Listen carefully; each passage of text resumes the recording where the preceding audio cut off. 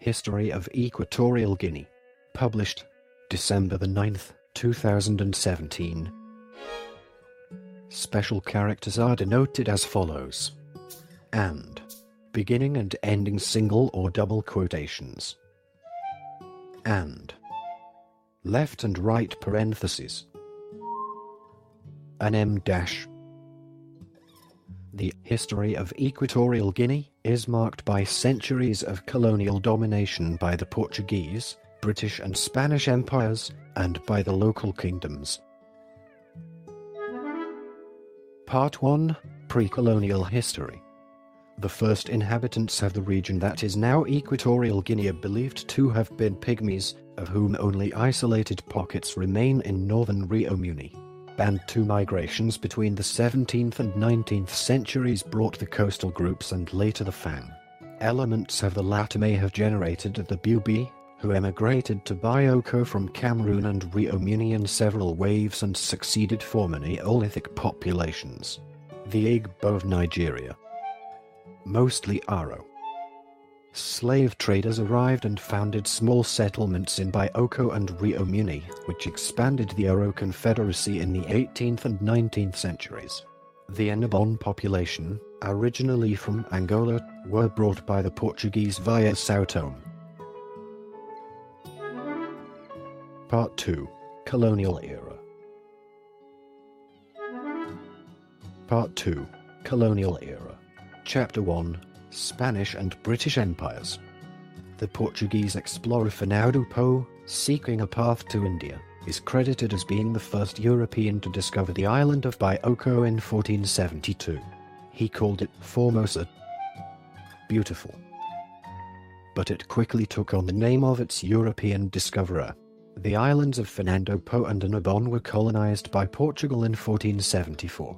In 1778, Queen Maria I of Portugal and King Charles II I of Spain signed the Treaty of El Pardo, which ceded the Bioko, adjacent islets, and commercial rights to the Bight of Biafra between the Niger and Oga rivers to Spain. Spain intended to gain access to a source of slaves controlled by British merchants. Between 1778 and 1810, the territory of Equatorial Guinea was administered by the Viceroyalty of the Rio de la Plata, based in Buenos Aires. If these territories were still under control of Buenos Aires today, they would become overseas provinces of Argentina. From 1827 to 1843, the United Kingdom had a base on Bioko to combat the slave trade, which was then moved to Sierra Leone upon agreement with Spain in 1843. In 1844, on restoration of Spanish sovereignty, it became known as the Territorios Españoles del Golfo de Guinea. Spain had neglected to occupy the large area in the Bight of Biafra to which it had treaty rights, and the French had been expanding their occupation at the expense of the area claimed by Spain. The Treaty of Paris in 1900 left Spain with the continental enclave of Río Muni, a mere 26,000 kilometers squared out of the 300,000 stretching east to the Ubangi River which the Spaniards had claimed. Part 2. Colonial Era. Chapter 2. Spanish Colonial Territory. At the beginning of the 20th century, the plantations of Fernando Po were largely in the hands of a black Creole elite, later known as Fernandinos. The British had settled some 2,000 Sierra Leoneans and freed slaves during their brief occupation of the island in the early 19th century, and a small current of immigration from West Africa and the West Indies continued after the departure of the British. To this corps of settlers were added Cubans, Filipinos, Spaniards of various colors deported for political or other crimes, and some assisted settlers. There was also a trickle of immigration from the neighboring Portuguese islands, escaped slaves and prospective planters. Although a few of the Fernandinos were Catholic and Spanish-speaking, about 9/10 of them were Protestant and English-speaking on the eve of the First World War, and Pidgin English was the lingua franca of the island. The Sierra Leoneans were particularly well placed as planters while labor recruitment on the Windward Coast continued, for they kept family and other connections there and could easily arrange labor supplies. From the opening years of the 20th century, The Fernandinos were put on the defensive by a new generation of Spanish immigrants. New land regulations in 1904-5 favored Spaniards, and most of the big planters of later years arrived in the islands from Spain following these new regulations. The Liberian Labor Agreement of 1914 favored wealthy men with ready access to the state, and the shift in labor supplies from Liberia to Río Muni increased this advantage. In 1940, it was estimated that only 20% of the colony's cocoa production remained in African hands, nearly all of it in the hands of Fernandinos. The greatest constraint to economic development was a chronic shortage of labor. The indigenous Bubi population of Bioko, pushed into the interior of the island and decimated by alcoholic addiction, venereal disease, smallpox and sleeping sickness, refused to work on plantations. Working their own little cocoa farms gave them a considerable degree of autonomy. Moreover, the Bubi were protected from the demands of the planters from the late 19th century by the Spanish Clusian missionaries, who were very influential in the colony and eventually organized the Bubi into little mission theocracies reminiscent of the famous Jesuit reductions of Paraguay. Catholic penetration was furthered by two small insurrections protesting the conscription of forced labor for the plantations, in 1898 and 1910, which led to the Bubi being disarmed in 1917 and left them dependent on the missionaries. Towards the end of the 19th century, Spanish, Portuguese, German and Fernandino planters started developing large cacao plantations. With the indigenous Bubi population decimated by disease and forced labor, the island's economy came to depend on imported agricultural contract workers. A labor treaty was signed with the Republic of Liberia in 1914. The transport of up to 15,000 workers was orchestrated by the German Warman Linie.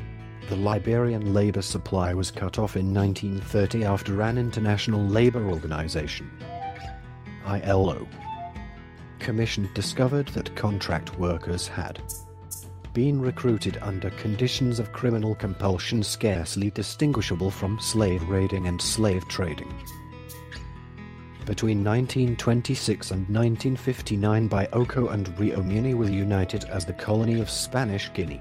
The economy was based on large cacao and coffee plantations and logging concessions, and the workforce was mostly immigrant contract labor from Liberia, Nigeria, and Cameroon. Military campaigns were mounted to subdue the Fang people in the 1920s, at the time that Liberia was beginning to cut back on recruitment. There were garrisons of the colonial guard throughout the enclave by 1926, and the whole colony was considered pacified by 1929. However, Río Muni had a small population, officially put at a little over 100,000 in the 1930s, and escape over the frontiers into Cameroon or Gabon was very easy. Moreover, the timber companies needed growing amounts of labor, and the spread of coffee cultivation offered an alternative means of paying taxes. Fernando Po thus continued to suffer from labor shortages. The French only briefly permitted recruitment in Cameroon, and the main source of labor came to be Igbo smuggled in canoes from Calabar and Oran, Nigeria. The persisting labor shortage in the cacao, coffee and logging industries was only overcome by the mushrooming illegal canoe-based smuggling of Igbo and Ibibio workers from the eastern provinces of Nigeria. The number of clandestine contract workers on the island of Fernando Po grew to 20,000 in 1942. A labor treaty was signed in the same year, and a continuous stream of workers arrived in Spanish Guinea.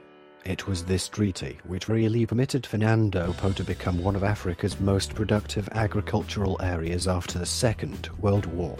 By 1968 there were almost 100,000 Nigerians in Spanish Guinea. Part 2. Colonial Era. Chapter 3. Spanish Civil War, 1936 to 1939. At the beginning of the Spanish Civil War, the colony remained loyal to the Republican government.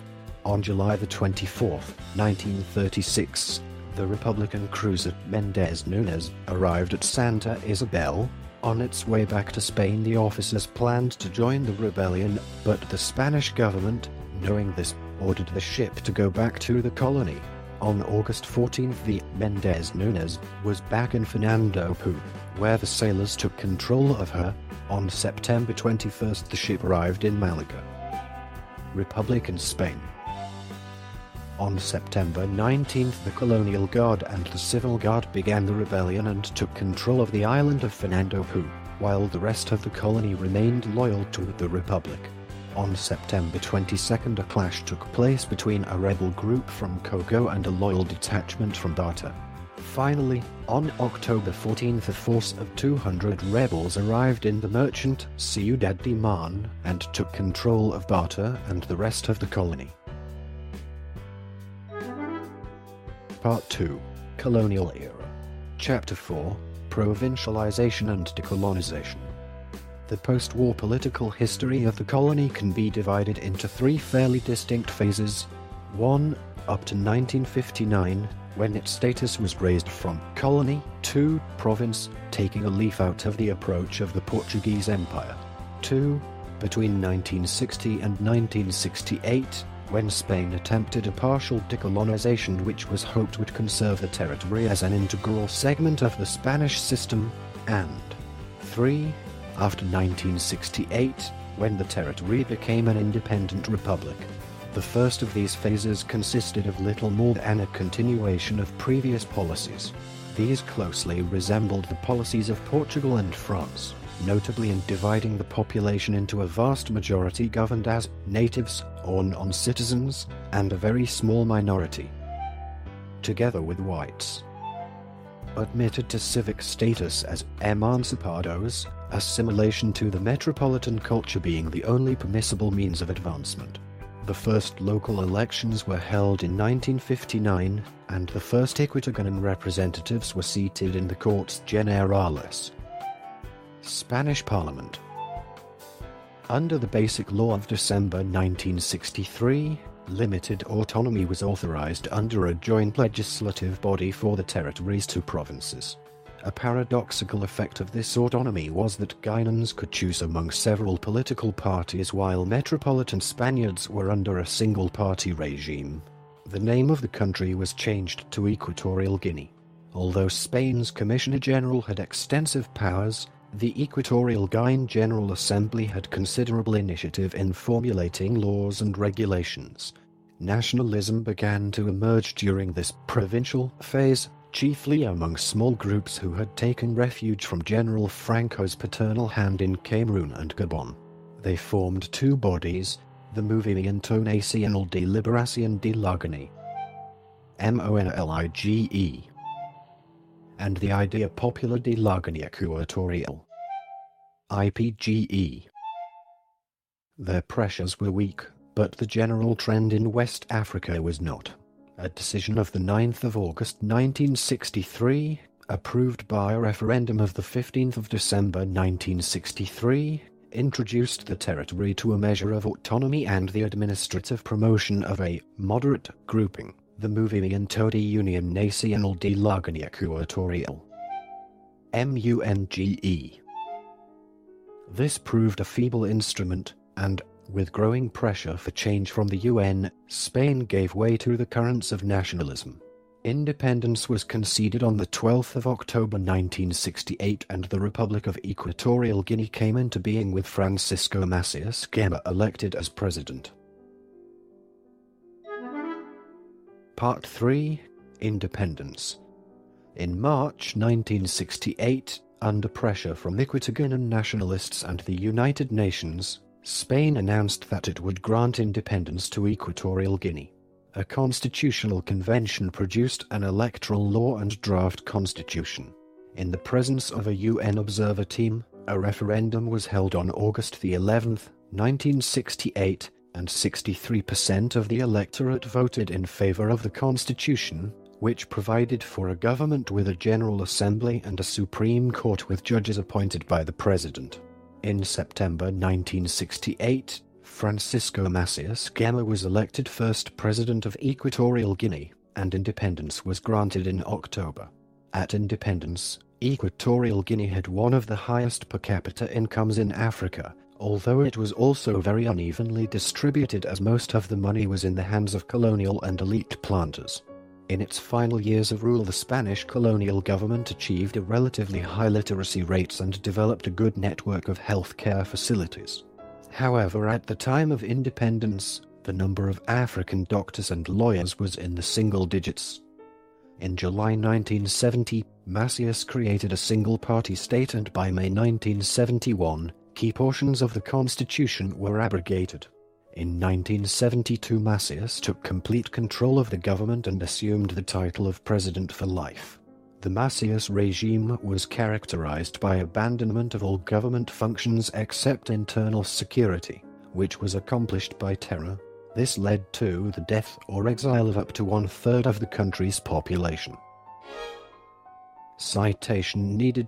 Due to pilferage, ignorance, and neglect, the country's infrastructure, electrical, water, road, transportation, and health, fell into ruin. The private and public sectors of the economy were devastated. Nigerian contract labor is on Bioko, estimated to have been 60,000, left en masse in early 1976. The economy collapsed, and skilled citizens and foreigners left. Religion was repressed, and education ceased. All schools were ordered closed in 1975, and the country's churches were also closed in 1978. Gema introduced a campaign of authenticity, replacing colonial names with native ones. The capital Santa Isabel became Malabo. The main island of Fernando Po was renamed Bioko after himself, and Annobón became Pygmies. As part of the same process, Gema also ordered the entire population to drop their European names and adopt African ones. His own name underwent several transformations, so that by the end of his rule he was known as Bioko Nigdong. Many of the island residents' population, consisting of Nigerian laborers and traders, were forced to evacuate. In August 1979, Macias' nephew from Mongomo and former director of the infamous Black Beach prison, Teodoro Obang Mbasogo, led a successful coup d'état. Macias was arrested, tried, and executed. Obang assumed the presidency in October 1979. The islands were renamed Bioko and Annobón. The new ruler faced the challenge of restoring order in a country that was in shambles. By the end of Gema's dictatorship, the state coffers were empty and the population had been reduced to only 1/3 of what it was at independence. Part 4, 1990s, 2000s. Although President Obang signed a national anti-torture decree in 2006 to ban all forms of abuse and improper treatment in Equatorial Guinea and commissioned the renovation and modernization of Black Beach Prison in 2007 to ensure the humane treatment of prisoners, human rights abuses continue. Human Rights Watch, Amnesty International and other non-governmental organizations have documented severe human rights abuses in prisons, including torture, beatings, unexplained deaths and illegal detention. According to a March 2004 BBC profile, politics within the country are dominated by tensions between Obang's son, Teodoro, and other close relatives with powerful positions in the security forces. The tension may be rooted in power shifts arising from the dramatic increase in oil production which has occurred since 1997. The unsuccessful Wonga coup by European and South African mercenaries in 2004 attempted to replacing Obang with a puppet ruler who would open the country's mineral wealth to the plotters. Citation needed. Britain's Simon Mann, a former officer in the Special Air Service, led the plot, which also included former members of the South African Army 32 Battalion. Financial backers included Sir Mark Thatcher, son of former British Prime Minister Margaret Thatcher, and possibly the British novelist Geoffrey Archer. Somewhere between $3 million and $20 million was expended on the failed coup, which is said to have had the tacit support of some Western governments and international corporations. In 2011, the government announced it was planning a new capital for the country, named Oyala. This recording is a derivative work from Wikipedia. For more information, please visit www.frogcast.org.